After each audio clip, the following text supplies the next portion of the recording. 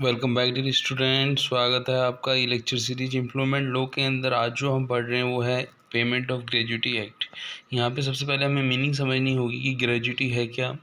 Gratuity का मतलब है एक लमसम अमाउंट जो एम्प्लॉयर है अपने एम्प्लॉय को देता है जब उसकी सर्विसेज पूरी हो जाती हैं। सर्विसेज जब पूरी हो जाती हैं तो इसका मतलब है जो ग्रेजुटी जो है is an old age retiral social security benefit, a lump sum payment made by an employer to employee in consideration of his past services when employment is terminated। जब एम्प्लॉय ने अपनी सर्विसेज दे दी, उसका employment का जो tenure था वो पूरा हो गया है और वो रिटायर हो रहे हैं या सुपरन्यूशन उसकी एज 58 के आसपास है, वो वॉलंटरी रिटायर हो रहा है, तो कहीं ना कहीं उसको एम्प्लॉयर से ग्रेजुटी का अमाउंट मिलता है। तो जो ग्रेजुटी का पेमेंट होता है वो एम्प्लॉयर अपने खाते से भी कर सकता है और एक जो ग्रुप ग्रेजुटी इंश्योरेंस प्लान होता है उसके रूप में भी कर सकता है। जैसे कि यहाँ पे आप देखें कि जो एम्प्लॉयर एम्प्लॉय को जो पेमेंट कर रहा है वो यदि उसको इंश्योरेंस की फॉर्म में कर रहा है तो कहीं ना कहीं कोई सडन हैपनिंग हो सकता है कि एम्प्लॉय की डेथ हो गई हो या फिर एम्प्लॉय जो है जॉब छोड़ के अचानक चला गया हो या रिटायरमेंट आ गया हो या कोई भी अदर ड्यू टू एक्सीडेंट हो सकता है, डिजीज़ हो सकता है। तो जब एम्प्लॉय की सर्विस पीरियड एम्प्लॉयमेंट के पूरा होने के बाद एम्प्लॉय को जो एम्प्लॉयर पेमेंट करता है उसको हम क्या बोलते हैं, ग्रेजुटी बोलते हैं। आगे हम ये भी देखेंगे कि जो कंटिन्यूस सर्विस होनी चाहिए वो कम से कम 5 ईयर की होनी चाहिए उस एस्टेब्लिशमेंट के अंदर, तो एम्प्लॉय को क्या मिलता है, ग्रेजुटी का पेमेंट मिलता है। इस बात को और हम आगे बढ़ाएंगे।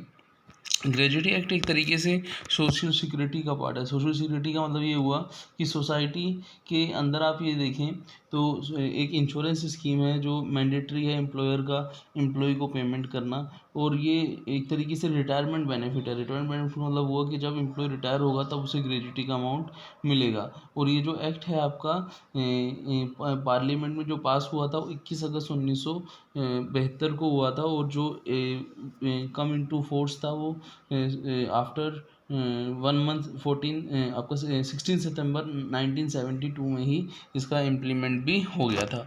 तो इसीलिए हम इस एक्ट को क्या बोलते हैं, पेमेंट ऑफ ग्रेजुटी एक्ट 1972 बोलते हैं।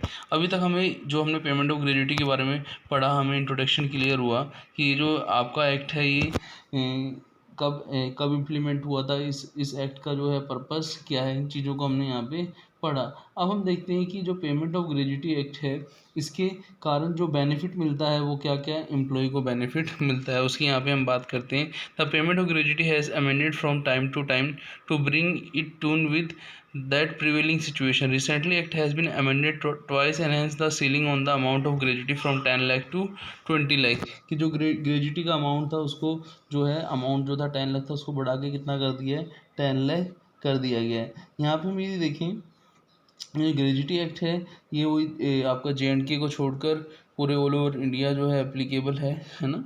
और यहाँ पे वही आप देखें तो अप्लाई कहाँ पर है, फैक्ट्री पे, माइन पर, oil field, plantation, port, railway, उस पर ऐसे एस्टेब्लिशमेंट हैं, शॉप्स हैं, स्टेट गवर्नमेंट के अंदर आते हैं, 10 और मोर एम्प्लॉय हैं और उनको 12 महीने से ज़्यादा क्या हो गया है, काम करते हुए हो गया है।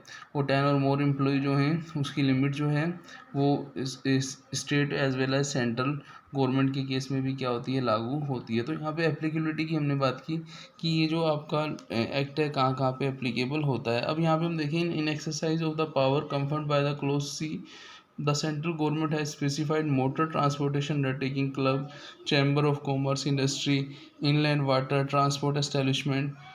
ये जो हम एजुकेशन लोकल बॉडीज़, हम सोसाइटीज़ की, ट्रस्ट की, इनकी हम बात कर रहे हैं। यहाँ पे जहाँ पे भी 10 या उससे ज़्यादा एम्प्लॉई हैं और पिछले 12 महीने से ज़्यादा से वो काम कर रहे हैं तो वहाँ पे ये एक्ट क्या होगा, एप्लीकेबल होगा। अब यहाँ पे हम बात करेंगे कि डेफिनेशंस की। जैसे हम देखें कि जो आपका इस एक्ट के अंदर कुछ डेफिनेशंस हैं कि एम्प्लॉय कौन होगा, एम्प्लॉय की डेफिनेशंस क्या है। तो एम्प्लॉय वही होगा जिसने लगातार 1 साल कंटिन्यू सर्विस में उसने वर्क किया हो, ठीक है ना। और ये जो आपका एम्प्लॉय कॉन्ट्रेक्चुअल भी होगा, कोई आपका अप्रेंटिसशिप भी एम्प्लॉय के अंदर आएगा। In any establishment, factory, mine जो हमने पहले पढ़ा था उसके अंदर वो वर्क कर रहा है वो एम्प्लॉय की कैटेगरी में आएगा। फिर हम बात करते हैं ग्रेजुटी का पेमेंट, ग्रेजुटी का पेमेंट किस टाइम पे होता है ये भी हमने डिस्कस कर दिया था। On superannuation age at the age of 58, on his retirement और रेजिग्नेशन, ऑन डेथ और डिसेबलमेंट। तो जो आपका ये यदि कारण है तो ये आपकी ग्रेजुटी जो होगी पेबल होगी अंडर सेक्शन 4 सबसेक्शन 1 के अंदर ये मेंशन है ग्रेजुटी का पेमेंट इस सिचुएशन में होगा। To whom is a gratuity to be paid. यदि हम बात करें कि एम्प्लॉई की डेथ नहीं हुई है, एम्प्लॉई है, तो एम्प्लॉई को उसका एम्प्लॉई हिमसेल्फ उसका पेमेंट होगा नॉर्मली। लेकिन केस ऑफ डेथ, यदि एम्प्लॉई की डेथ हो गई है तो उसका जो नॉमिनी है, ठीक है ना, और यदि कोई नॉमिनी बनाया गया है या लीगल हेयर जो है या लीगल हेयर का जो यदि माइनर है तो उसके केस में जो भी पर्सन है उस एलिजिबल पर्सन को जो है ग्रेजुटी का पेमेंट किया जाएगा। अब हमने देखा कि ग्रेजुटी का पेमेंट तो एम्प्लॉई को होता है, पर ये पेमेंट करता कौन है, एम्प्लॉयर करता है। अब ग्रेजुटी एक्ट के अंदर जो एम्प्लॉयर है, एम्प्लॉयर के अंदर वही चीज़ें जो हमने पहले पढ़ा था कि कोई फैक्ट्री है, माइन है, ऑयल फील्ड है, प्लांटेशन है, चाहे वो सेंट्रल गवर्नमेंट के कंट्रोल में है, चाहे वो आपके स्टेट गवर्नमेंट के कंट्रोल में है, उन चीज़ों को हमें समझना है। और इससे पहले हमने ये भी देखा था कि जो एम्प्लॉयर रहेगा उसको राइट्स है कि वो एम्प्लॉई की जो कंडीशंस हैं, ग्रेजुटी की कंटिन्यूस सर्विस उसने की हो, जो अपना 5 ईयर का टाइम है उसने वो पूरा कर लिया, और यदि उसने सर्विस बीच में छोड़ दी है, कंटिन्यूटी में नहीं की है, तो वो इस एक्ट के अंदर एलिजिबल नहीं होगा।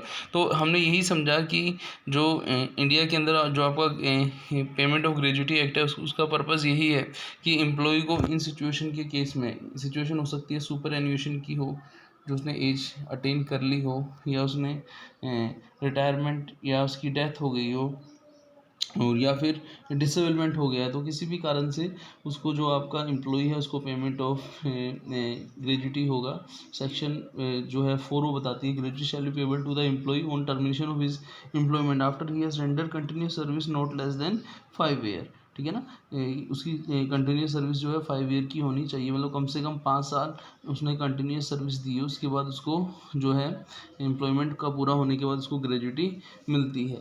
ठीक है ना, तो ये हमने इस एक्ट के बारे में पढ़ा कि पेमेंट के और ग्रेजुटी एक्ट क्या है। जब भी हम रिटायरमेंट की बात करते हैं तो रिटायरमेंट के टाइम पे ही एक्सपेक्टेड रहता है कि हर एम्प्लॉई ये चाहता है उसको एम्प्लॉयर उसको कुछ ना कुछ क्या दे आपको, रिटायरमेंट बेनिफिट के अंदर उसको ग्रेजुटी दे। और हमने यहाँ पे खाली इंट्रोडक्शन पढ़ा है इस एक्ट के बारे में। इस एक्ट के बारे में यदि आप देखें कि ग्रेजुटी का जो हम कैलकुलेशन करते हैं तो कुछ एडजस्टमेंट आते हैं, जैसे सेक्शंस आते हैं, वो सेक्शन कौन कौन से हैं वो सेक्शन आने वाले लेक्चर्स के अंदर हम देखेंगे। जैसे कि मैं आपको यहाँ पे बता देता हूँ जो ग्रेजुटी के सेक्शंस आएंगे आने वाले लेक्चर्स के अंदर आप देखेंगे। जो नेक्स्ट लेक्चर आएगा उसमें हम 2 सेक्शंस देखेंगे। सेक्शन एक तो है provision for forfeiture of gratuity की, कब कब एम्प्लॉयर जो है एम्प्लॉय की ग्रेजुटी को रोक सकता है, वहाँ पे हम सेक्शन 4 सब सेक्शन 1 देखेंगे। इसके अलावा हम ये देखेंगे कि जो payment of gratuity with in A prescribe time की, जब एम्प्लॉय को payment of wages payment of gratuity जब वो उसकी सर्विस पूरी हो गई है, आफ्टर एंड ऑफ एम्प्लॉयमेंट उसको पेमेंट प्रेस्क्राइब टाइम में किया गया है या नहीं किया गया है। यदि नहीं किया गया है तो उसकी क्या क्या कंडीशंस हैं, तो section 3 sub section 3A section 7 के अंदर हम इसको देखेंगे। फिर हम ये देखेंगे उससे नेक्स्ट लेक्चर के अंदर हम ये देखेंगे कि पेमेंट ऑफ ग्रेजुटी कि कभी कभी क्या होता है कि फॉरफिटेड ऑफ ग्रेजुटी होता है, वो ग्रेजुटी का कुछ पार्ट फॉरफिटेड होता है या फिर पूरी ग्रेजुटी फॉरफिटेड होगी, तो उसका भी हम देखेंगे क्या रूल्स रेगुलेशंस हैं। इसके साथ साथ हम ये देखेंगे कि ग्रेजुटी यदि कोई एम्प्लॉई है वो डिसेबल एम्प्लॉई है, डिसेबल का मतलब ये हुआ हो सकता है ड्यू टू एनी एक्सीडेंट वो डिसेबल हो गया हो, तो उस समय उसको ग्रेजुटी का कंप्यूटेशन हम किस तरीके से करेंगे, तो computation gratuity of disable employee को भी हम समझेंगे। फिर सबसे लास्ट में जो आपका एडजस्टमेंट आएगा वो क्या आएगा, gratuity under seasonal establishment. Seasonal establishment लो आप समझ रहे होंगे, कुछ ऐसे एस्टेब्लिशमेंट भी होते हैं जो होल द ईयर 365 डेज या 12 मंथ पूरे वर्क नहीं करते, वो कुछ मंथ या कुछ डेज क्या करते हैं, वर्क करते हैं, उनको सीजनल एस्टेब्लिशमेंट बोलते हैं। वहाँ पे हम ये देखेंगे सीजनल एस्टेब्लिशमेंट के लिए मिनिमम मतलब कितने दिन कितने नंबर ऑफ डेज हैं एक ईयर में जो उनको वर्किंग करने पर उनको सीजनल एस्टेब्लिशमेंट की कैटेगरी में रखा जाएगा। और सीजनल एस्टेब्लिशमेंट के केस में ग्रेजुटी का कंप्यूटेशन का क्या फॉर्मूला हम यूज़ में लेते हैं। तो इस ग्रेजुटी एक्ट के अंदर जो चीज़ें हम पढ़ेंगे वो हमने यहाँ पे डिस्कस कर ली हैं। और ग्रेजुटी एक्ट के बारे में हमने यहाँ पे क्या कर लिया, डिस्कस कर लिया है। ये जो मैं आपको यहाँ पे जो सेक्शन बता रहा हूँ ये केस स्टडी टाइप है, आपको पेपर में हो सकता है कि इस पे से न्यूमेरिकल केस स्टडी भी पूछ ले। तो आने वाले लेक्चर के अंदर हम इनको डिटेल में डिस्कस करेंगे। तो मिलते हैं नेक्स्ट लेक्चर में। थैंक्स।